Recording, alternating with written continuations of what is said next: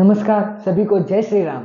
आज का हमारा टॉपिक है राम मंदिर का, जिसके सवाल आने वाले जो भी प्रतियोगिता एग्जाम में सब में लगभग इसके सवाल बनेंगे करंट से रिलेटेड, क्योंकि ये टॉपिक वर्तमान में बहुत ही ज्यादा चर्चा में। इसके चाहे गीत देख लो, चाहे नृत्य देख लो, चाहे साहित्य देख लो, सभी क्षेत्रों में ये राम मंदिर एक चर्चा का विषय बन गया। और चर्चा का विषय केवल भारत में नहीं, संपूर्ण विश्व में ये एक केंद्र बिंदु बन चुका है, क्योंकि वर्तमान में इसकी प्राण प्रतिष्ठा इतनी भव्य होने वाली है कि हम इसका सिर्फ अंदाजा लगा सकते हैं। ठीक है, तो आज हम राम मंदिर के बारे में पढ़ेंगे। ठीक है, तो सबसे पहले इसकी एक पृष्ठभूमि तैयार कर लेते हैं कि राम मंदिर तक हम कैसे पहुंचे।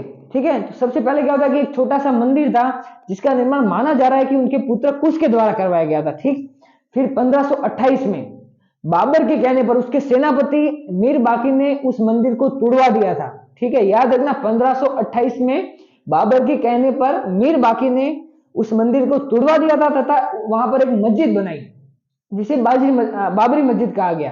ठीक है, फिर थोड़े समय तक इसका कुछ विवाद चलता रहा।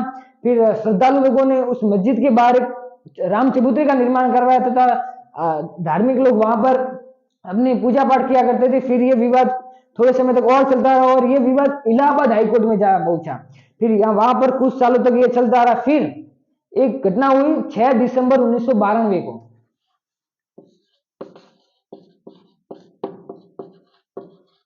6 दिसंबर 1992 को वो मस्जिद के ढांचे को गिराया गया लोगों के द्वारा। उस मस्जिद के ढांचे को 6 दिसंबर 1992 को गिराया गया। उस समय प्रधानमंत्री कौन थे? पीवी नरसिम्हा राव। ये भी एक सवाल बन सकता है कि जब मस्जिद को गिराया गया था तब उस समय कौन थे प्रधानमंत्री? तो पीवी नरसिम्हा राव। और उस समय यूपी के सीएम कौन थे, मुख्यमंत्री कौन थे? श्रीमान कल्याण सिंह जी। ठीक है, ये सवाल भी बनता है। फिर ये मामला जब मस्जिद गिराई गई तब ये मामला सुप्रीम कोर्ट में पहुंचा। बहुत समय तक, कुछ सालों तक, ये लगभग 7-8 सालों तक ये मामला सुप्रीम कोर्ट में चला। फिर इसका फैसला आया 40 दिन की लगातार सुनवाई के बाद। सवाल इसमें से बनता है, ठीक है, कि सुनवाई कितने दिन चली थी? लगातार 40 दिन।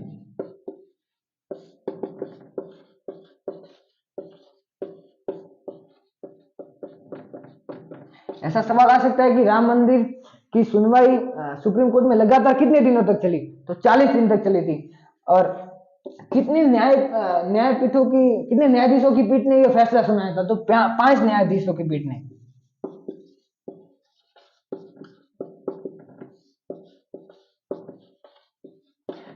5 न्यायाधीशों की पीठ ने यह फैसला सुनाया था। कब सुनाया था? सबसे इंपॉर्टेंट सवाल है कि राम मंदिर का फैसला कब आया था।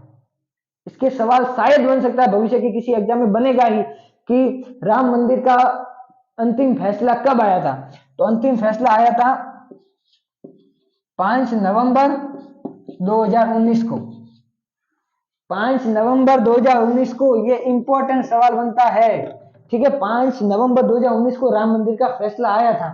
कितने न्यायाधीशों की पीठ ने फैसला सुनाया था? 5 न्यायाधीशों की। और चीफ जस्टिस कौन थे उस समय? किसके पक्ष में आया था? हिंदुओं के पक्ष में। ठीक है, हिंदू पक्ष में। और चीफ जस्टिस कौन थे?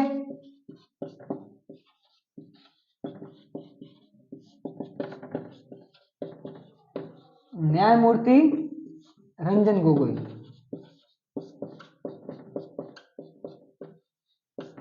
ठीक है, ये सवाल सारे इंपॉर्टेंट है कि राम मंदिर का फैसला कब आया था? 5 नवंबर 2019 को हिंदू पक्ष में। उस समय चीफ जस्टिस कौन थे? न्यायमूर्ति रंजन गोगोई। ये कितने दिनों तक लगातार इसकी सुनवाई चली? 40 दिनों तक। कितने न्यायाधीशों की पीठ ने यह फैसला सुनाया था? तो 5 न्यायाधीशों। अब जब फैसला सुना दिया गया तब क्या हो गया? राम मंदिर के निर्माण की प्रक्रिया शुरू हो गई।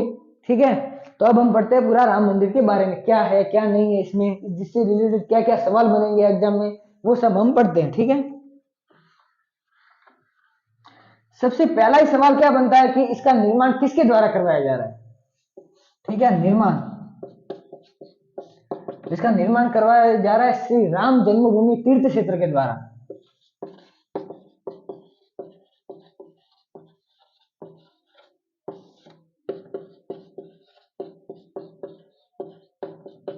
ठीक है, श्री राम जन्मभूमि तीर्थ क्षेत्र के द्वारा इसका निर्माण कराया जा रहा है। तथा अगर पूछ ले कि कौन सी कंपनी के द्वारा करवाया जा रहा है, तो कंपनी है L&T, यानी लॉसन एंड टूब्रो कंपनी। ठीक है, ये सवाल भी इंपॉर्टेंट है कि निर्माण किसके द्वारा करवाया जा रहा है तथा कौन सी कंपनी के द्वारा करवाया जा रहा है। ठीक है, अब इस मंदिर की शैली कौन सी है, ये सवाल बनता है कि कौन सी मंदिर लगभग दक्षिण भारत में द्रविड़ शैली का प्रयोग किया जाता है, तो उत्तरी भारत में हमेशा से नागर शैली का प्रयोग किया जाता है। ठीक है, शैली नागर शैली। और इस मंदिर के वास्तुकार कौन है, यानी इसकी सबकी बनावट वगैरह वो सब कौन देखता है, तो वास्तुकार है, ये सवाल बहुत ही ज्यादा इंपॉर्टेंट है, इसकी वास्तुकार कौन है। उनका नाम है श्रीमान चंद्रकांत सोमपुरा। ये वास्तुकार है चंद्रकांत सोमपुरा। और सबसे इंपॉर्टेंट सवाल, राम मंदिर का शिलान्यास कब किया गया था, यानी राम मंदिर का जो भूमि पूजन और शिलान्यास किसके द्वारा वो कब किया गया था, सबसे इंपॉर्टेंट सवाल है। ठीक है, कि शिलान्यास कब किया गया था, 5 अगस्त 2020 को। सबसे इंपॉर्टेंट सवाल, 5 अगस्त 2020, इंपॉर्टेंट। किसके द्वारा, श्रीमान नरेंद्र मोदी के द्वारा।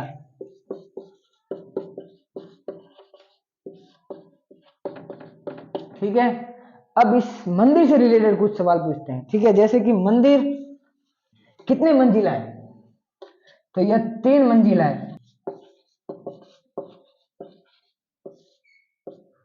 ठीक है, इसकी लंबाई कितनी है मंदिर की, मंदिर की लंबाई है 380 फीट।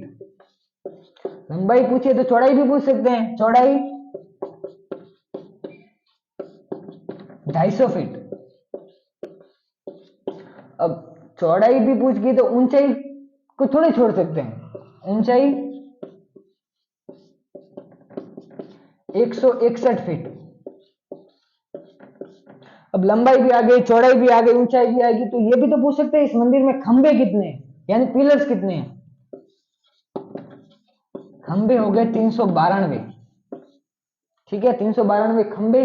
कुल गेट का भी पूछ सकते हैं कि इसमें कुल गेट कितने हैं, कुल गेट 44 गेट है। अब एक छोटा सा सवाल और भी बन सकता है कि इस मंदिर तक पहुंचने की सीढ़ियां कितनी है, तो इसकी सीढ़ियां है 32। ये सवाल आपको याद रखने की, इसकी लंबाई कितनी है 380 फीट, चौड़ाई 250 फीट, ऊंचाई 161 फीट, खंबे है इसमें 392 यानी पिलर्स, और कुल गेट है 44, और यहां तक पहुंचने की सीढ़ियां कितनी है, 32 सीढ़ियां। ठीक है, ये सवाल लगभग पूछे जाएंगे एग्जाम में, किसी किसी एग्जाम में ये सवाल पूछेंगे ही। ठीक है, अब एक और सवाल बनता है इसमें से जो आपको ध्यान होना चाहिए कि इसमें मंडप कितने हैं। अब आप पूछेंगे मंडप क्या होता है, मंडप से तात्पर्य है कि गुंबद, गुंबद एक तरह से, यानी छत, यानी जो मंदिर में ऐसी छत होती है ना अलग अलग जगह पर, तो उसको हम मंडप बोलते हैं। तो इसमें कितने मंडप है, तो इसमें 5 मंडप है। ठीक है, तो इस मंडप को याद करने की आपको मैं एक अच्छी ट्रिक बताता हूँ। राम मंदिर के मंडप को याद करने की बहुत ही अच्छी ट्रिक है। मान लो कोई रंगारंग कार्यक्रम है, ठीक है, तो रंगारंग कार्यक्रम है, तो हमने रंगारंग कार्यक्रम से रंग ले लिया, यानी रंग मंडप।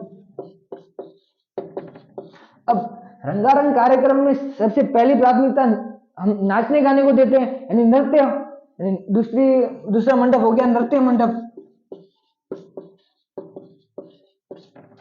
अब नृत्य हम कहां करेंगे, तो नृत्य को हमें सभा में करना है। नृत्य कहां करना है, सभा में करना है, तो तीसरा कौन सा हो गया, सभा मंडप।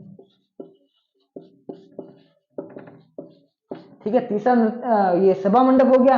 अब सभा खत्म होने के बाद क्या करते हैं, भगवान की पूजा पाठ करते हैं ना, तो प्रार्थना करते हैं, तो चौथा कौन सा हो गया, प्रार्थना मंडप।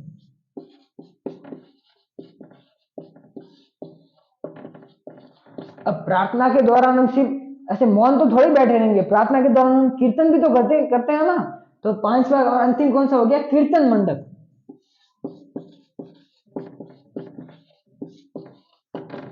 ठीक है, ये 500 राम मंदिर के मंडप को आपको याद करना है, और उसकी ट्रिक यही है कि हम पहले रंगारंग कार्यक्रम करते हैं। तो रंगारंग कार्यक्रम में हम नृत्य भी करेंगे, और नृत्य कहाँ करना है, सभा में करना है। और सभा खत्म होने के बाद हमको भगवान की प्रार्थना करनी है, और प्रार्थना के दौरान हम कीर्तन तो करते ही हैं। ठीक है, ये 500 मंडप आपको याद होने चाहिए। और अंतिम सवाल, सबसे इंपॉर्टेंट सवाल जो आने वाली प्रतियोगिता एग्जाम में लगभग आना चाहिए, उसका सवाल वो है कि राम मंदिर की प्राण प्रतिष्ठा कब होगी। ठीक है, यानी आने वाले एग्जाम में तो ये पूछा जाए कि कब हुई, अभी होने वाली है उसकी प्रतिष्ठा, तो प्राण प्रतिष्ठा कब होने वाली है।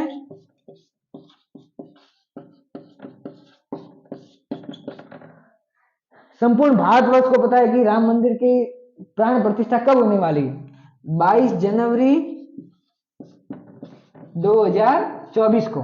ठीक है, ये सारे सवाल मैंने आपको बता दिए कि राम मंदिर से रिलेटेड कौन कौन से टॉपिक बनते हैं। ठीक है, तो आज के लिए बस इतना ही। अगली वीडियो में मिलेंगे अगली कड़ी के साथ, तब तक के लिए जय हिंद, जय भारत, जय श्री राम।